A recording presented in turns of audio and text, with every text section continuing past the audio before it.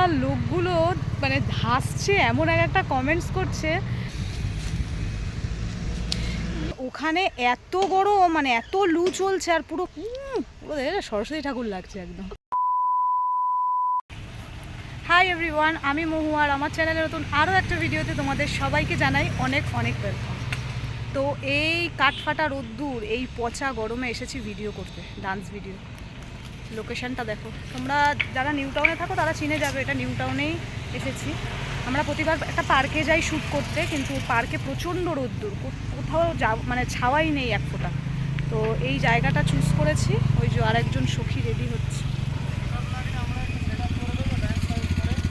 আর হচ্ছে এইখানে এই গাছের তলায় ছাওয়াগুলো দেখে একটু এখানটা দাঁড়িয়েছি। শুনেছি আমি প্রচণ্ড মানে একটা গরম হাওয়া গায়ে লাগছে, এমনি শরীর ভালো না, পেট ব্যথা করছে প্রচণ্ড।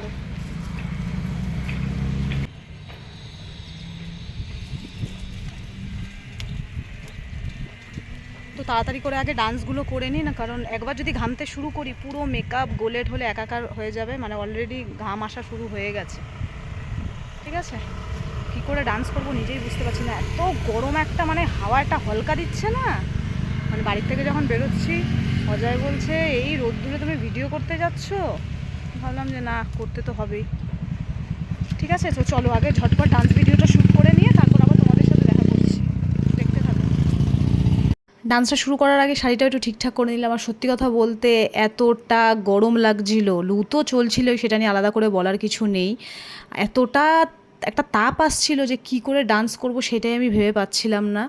কারণ মানে এই রোদ্দুরে ভিডিও মানে আমাদের মতন পাগলেরাই হয়তো করে, আর রাস্তার মানে যে রোদ সেটা তো মনে হচ্ছে আমাদের গিলে খেতে আসছে।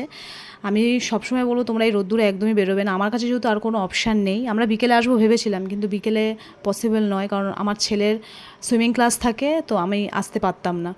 আর সত্যি কথা বলতে কোনো কাজকে তুমি যদি সিরিয়াসভাবে নাও তাহলে সেটা রোদ হোক বৃষ্টি হোক ওটা কখনোই ম্যাটার করে না। তো আমার কাছেই সেইটা হলো কথা।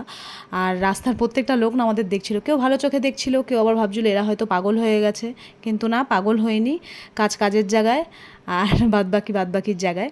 তো চলো ভিডিও শ্যুট করা এবার স্টার্ট করব, জানি না কতটা কি করতে পারবো। ওকে, তো তোমরা দেখতে থাকো ভিডিওটা।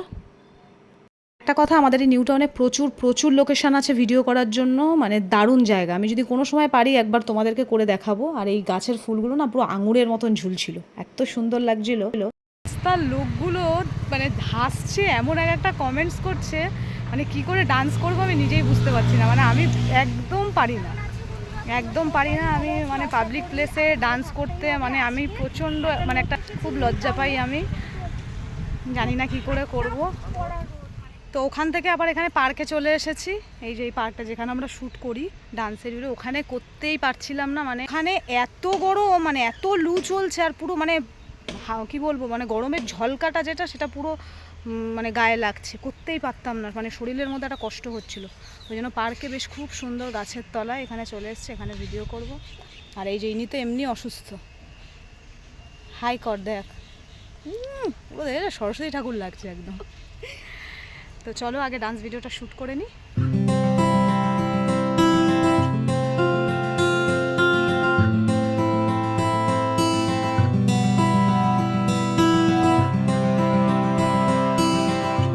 এই যে নিউ টাউনের ভেতরে NKDA পার্ক, এই পার্কটাতে না আমি ভিডিও যখনই করতে আসি আমি মানে খুব একটা সেফ ফিল করি। প্রথম কথা, পার্কটা পুরো ঘেরা, ভীষণ ভালো। আর এখানে ভেতরে মানে যে কাকুগুলো আছে, মানে যারা এই পার্কটা দেখাশোনা করে, ওরাও আমাদের খুব ভালো করে চিনে গেছে। ওরা দাঁড়িয়ে দাঁড়িয়ে আমাদের ডান্স দেখে, ভীষণ আমাদেরকে অ্যাপ্রিসিয়েট করে। তো আমার ভীষণ ভালো লাগে এই জিনিসগুলো।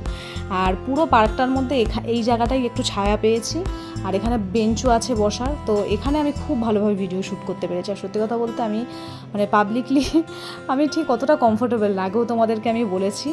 আমি মানে যারা করে আমার ভালো লাগে দেখে, কিন্তু আমি বিশ্বাস করে আমি একদমই কমফোর্টেবল নয়, আমি পারি না, আমি আমার বেস্টটা দিতে পারি না। ওকে, তো চলো ভিডিওটা আজকে এখানেই শেষ করব। আমি ওই টোটো উবের বুক করেছি, ও আসছে এখন, মানে কল করেছিল, তারপর আমরা বাড়ি চলে যাব। ভিডিওটা তোমাদের কেমন লাগলো অবশ্যই জানাবে, ভালো লাগলে একটা লাইক করো।